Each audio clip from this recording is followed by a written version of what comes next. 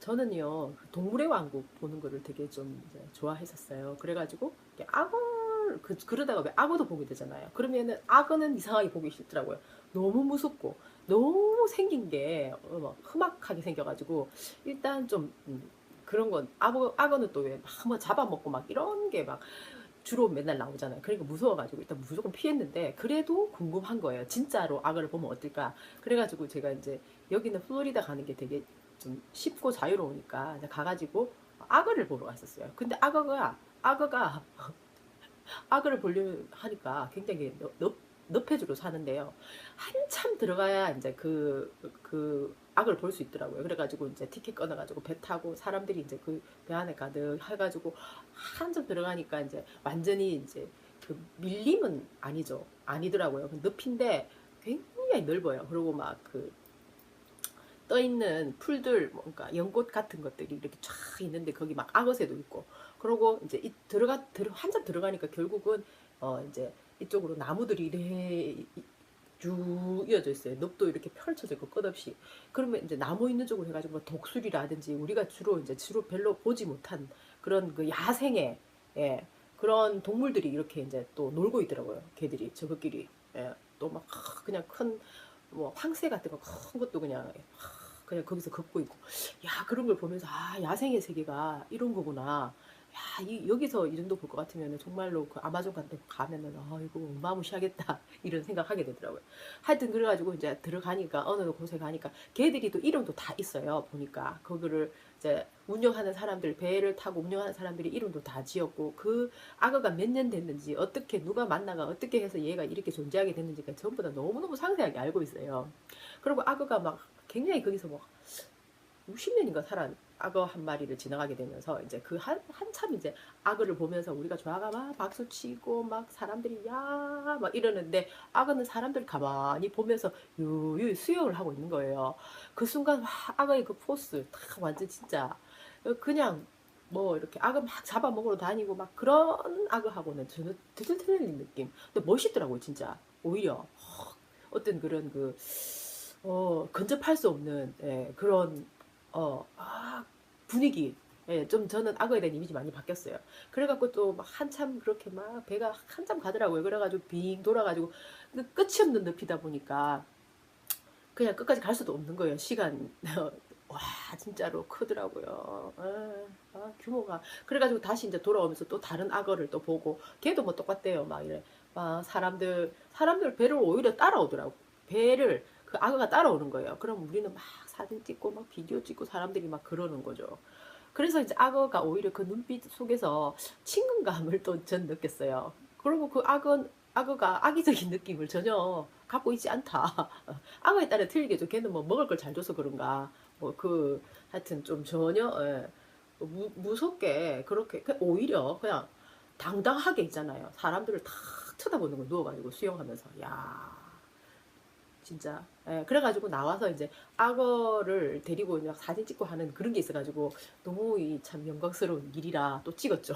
아무튼 입을 이렇게 동동 매놨더라고요. 그래서 자유방임으로 그렇게 키울 수 있으려면 그렇게 끝없이 넓은, 예, 밀림과 닮은 듯 하지만 그래도 사람의 손길이 이렇게 갔기 때문에 이제 안전하게 우리는 두려워하지 않고 그것을 즐길 수가 있었어요. 근데 이제 또 다른 악어를 제가 보러 갔어요. 그 이제 멕시코 캔쿤 거기 가니까 또 이제 어 아주 예쁘고 작은, 규모가 좀 작은 그런 동물원이 있더라고요. 근데 거기도 막 이렇게 이제 막 야생 뭐 새, 그는 이제 아무래도 좀 작으니까 사람의 손길이 굉장히 많이 가고, 예쁜 새, 뭐 하여튼 뭐 원숭이 뭐 하여튼 되게 예쁘더라고요. 예쁘게 해놨더라고요. 그리고 악어들이 그게 또 얼마나 많은지, 어마어마하게 큰 악어를 보고 온 나로서는 악어들이 참 사이즈가 좀 작아 보이긴 하던데요. 그래도 사람들을 두려워하지 않고, 왜 강아지하고 가깝잖아요, 우리가. 그런 것처럼, 예, 악어하고도 두려워하지 않도록 그 분위기가 되어 있더라고요. 그러고 이렇게 지나왔어요. 악어가 이렇게 놀고 있는 데를 지나왔어요, 사람들이. 그러니까 악어에 대한 이미지가 완전 이제 틀려지는 거죠. 어쨌든 사람의 작은 곳이기 때문에 사람의 손길이 더 많이 가야 되는 거죠. 그런 것처럼, 예, 이제 시장 경제주의 뭐 이런 것도 그거 하고 이제 좀 대입을 해보니까 뭐가 탁 맞아 떨어져 가지고 제가 이제 얘기를 하게 된 건데요. 이번에 문재인 전 대표가 또 마구잡이 영입의 한 일환으로 또 영입을 했는데 이번에는 진짜 웃겨요. 뭐냐면은 박근혜의 가정교사를 했었던 김상두라는 사람이 있는데요. 이 사람을 영입을 하면서 또 동시에 누굴 영입했냐면은 재벌 뭐 삼성 재벌 개혁 그거를 뭐 그 전문가다 하는 김상조라는 사람을 동시에 같이 영입을 한 거예요. 서로가 개념이 반대인 거예요. 어. 그러니까 수놀이다 이거 확 그냥 풀어놓고 야생으로 할 수 있는 그 넓은 공간이 없으면은 그게 불가능하겠죠. 그리고 예, 캔쿤의 그 작은 동물원, 예, 그거는 이제 사람의 손길이 많이 가야 되는 거죠. 작으니까 우리나라 경제 규모가 전 세계에서 봤을 때 좀 작은 사이즈잖아요, 시장이. 근데 이 두 사람을 동시에 집어넣어놓고 도대체 어떻게 하겠다는 건지. 예. 저는 이 사람이 정말 의심스러워요. 그래서 더욱더 끝없이요. 어. 그러니까 예를 들어서 정책을 내면은 그럼 김상조가 파란색 정책을 냈어요. 그러면 파란색 정책을 내가 가져갈까? 그러면 예를 들어서 박근혜의 가정교사 김광두가 빨간색 정책을 냈어. 그럼 섞을 건가요? 뭐 섞는 사람 따로 필요한가요? 어떻게 하겠다는 건지. 예를 들어서 그러면은 뉴딜 정책 그 사람은 프랭클린 루즈벨트는 그 전에 시장 경제가 알아서 하게끔 놔둬가지고 완전히 그냥 주식이 폭망하고 막 제조업 욕망되고 사람들이 그냥 먹을 게 갑자기 없어지고 이래 됐잖아요. 그래가지고 대공황이 왔기 때문에 프랭클린 루즈벨트가 이건 안 된다 이래가지고 이제 이 사람이 정권을 잡으면서 시장에 개입을 하기 시작했죠. 건강한 개입을 한 거예요. 예. 노동자를 보호하고 기업의 횡포를 막고 그 다음에 이제 사람들이 돈을 쓸 수 있도록 자금을 그렇게 정책을 내린 거죠. 그래가 성공을 한 거잖아요. 그 상황에 맞춰서. 근데 지금 이건 뭐예요? 이 사람은 두 개를 동시에 하겠다. 완전 짬뽕을 만들겠다는 건데 임파서블이에요. 제가 볼 때 이 사람은 뭐냐면 그냥 남들이 좋다 하니까 이것도 좋아 보이고 저것도 좋아 보이고 가져오는데 결국 뭐예요? 그럼 자기가 그 상황에 눈치를 싹 봐가지고 박근혜 눈치도 좀 보고 전에 옛날에 저질러놨던 일도 있으니까 나중에 뭐 문제가 생기고 이 사람 완전 폭탄 터트릴 수도 있으니까 그 눈치 봐가면서 그 정책은 좀 쓰고 대기업 좋다는 정책도 좀 쓰고 이렇게 하겠다. 이런 그래서 자기 적을 없애겠다. 누구나 다 좋아하게 만들겠다. 그런 예 스파이 같은 사람이 스파이 뭐 하는 짓이 이게. 그래가지고 이제 안희정이 이 사람한테 이제 좋게 나가가지고 안 되겠다 싶은지 각을 세우기 시작했대요. 그래가지고 지도 이제 사람들 좀 불러 모으는 것도 동시에 하면서 끝장 토론 한번 하자 이렇게 제안한 거예요. 이재명이 또 제안하지만 안희정도 또 그렇게 제안을 했대요. 그리고 당신이 무슨 리더십이 있느냐 지금 봐봐라. 그리고 그뿐만 아니에요. 더불어민주당의 김종민이라는 사람도 그랬대. 문재인이 계속 사람을 영입을 하니까 리더십이 안 선다 이거예요.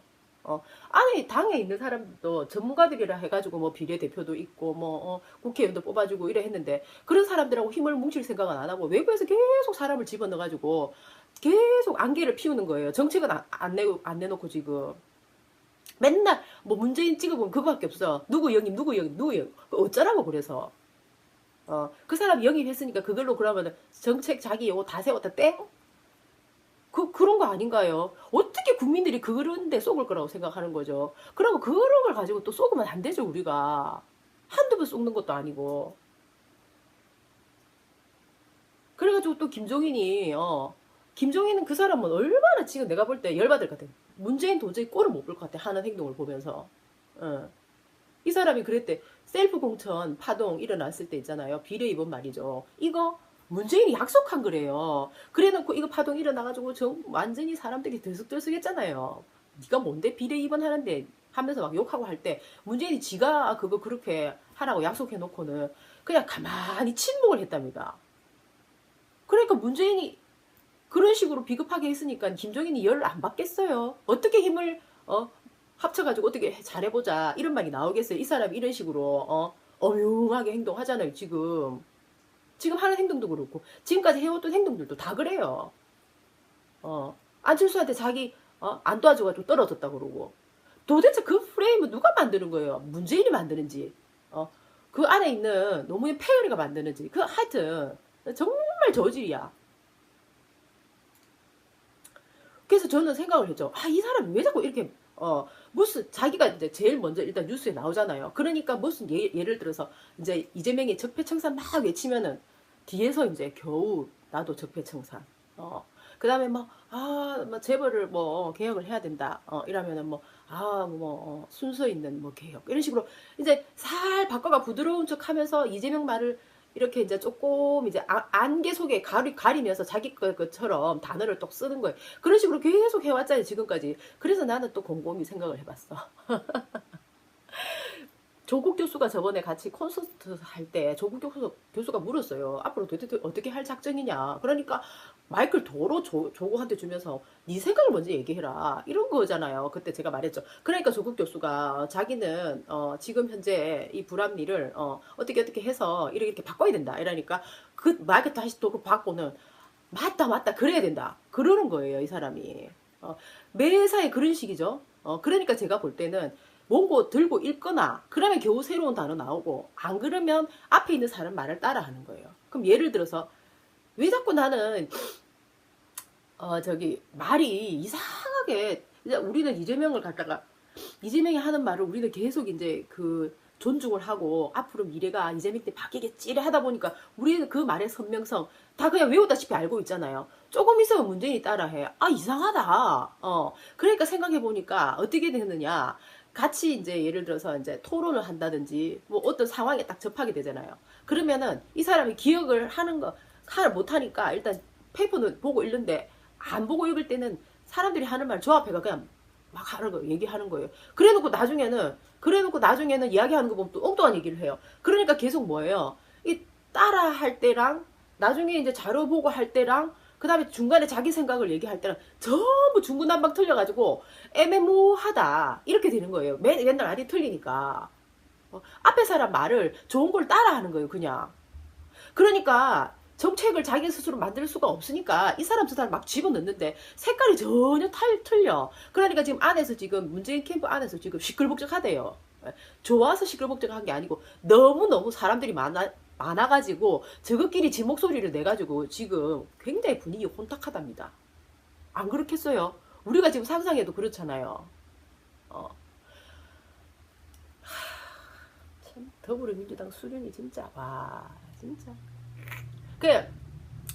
혼자 이제 광주 간 이재명은 학생들한테 그런 말을 한 거죠. 지금 이제 재벌이 지금 세금을 이명박 때 완전히 이제 원래 있는 걸 갖다가 대폭 깎았잖아요. 그래가지고는 뭐 시장에 하나도 도움 안 되고 저것들끼리만 지금 770조 쌓아놓고 돈 하나 풀지도 않아가지고 나라의 돈이 돌다가 꽉 막혀버렸잖아요. 그러니까 애들 학비도 없고 공부하기도 힘들고 학용고 사기도 힘들고 책값도 힘들어. 그러니까 이제 이재명이 말한 거죠. 대기업 조세만 정상적으로 해도 3, 4조가 그친다 이거예요. 그러면 그게 연 15조가 되는데 그러면 그걸로 반값 등록금 할 수 있다 이거예요. 반값 등록금. 게다가 예를 들어서 이제 뭐 그렇게 재벌을 갖다가 족벌 체제를 해체를 하고 정상적인 기업으로 만들어서 재벌이 이제 잘 될 수 있잖아. 정상적이 되면 훨씬 더.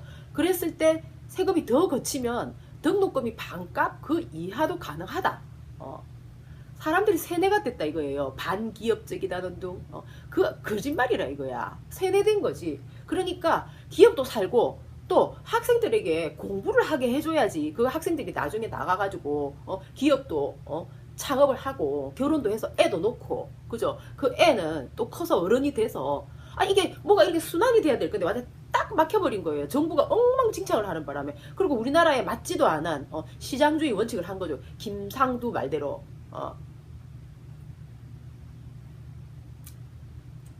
우리가 학생들 너무 안 됐다. 저 학생들 어쩌노 이러고만 학생들 우리의 미래잖아요. 있으면은 소용이 없는 거예요. 그죠? 학생들이 제대로 살아갈 수 있도록 도우는 길은 뭐예요? 우리가 이재명 시장을 선출시켜서 대통령 만드는 길.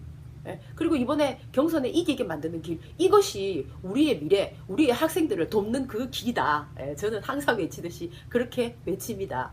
지금 이제 경선이 또 며칠밖에 안 남았죠. 하루가 급하게 됐어요. 열심히 우리 합쳐서 힘 합쳐서 독려하고 바로 감사합니다. 화이팅! 바이.